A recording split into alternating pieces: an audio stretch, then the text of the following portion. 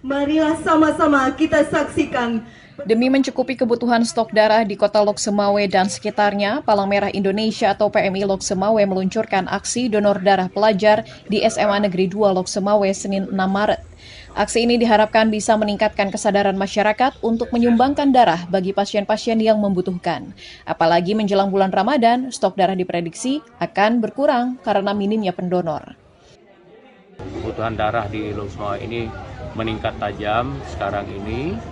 Ya mudah-mudahan ini seluruh masyarakat itu bisa melakukan donor darah, baik di PMI ataupun di tempat-tempat yang ada kegiatan donor darah itu setiap saat.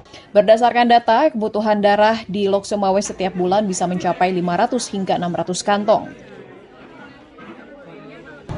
Jadi dengan aksi ini semoga bisa memberikan dampak juga bagi sekolah-sekolah lain bisa ikut donor darah di setiap sekolah.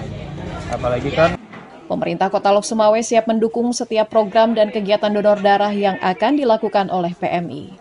Penjabat Wali Kota juga meminta masyarakat termasuk seluruh aparatur sipil negara untuk dapat menyumbangkan darah sesuai jadwal yang telah diberikan. Dari Kota Lok Semawe, Provinsi Aceh, Trifani, Kantor Berita Antara mewartakan.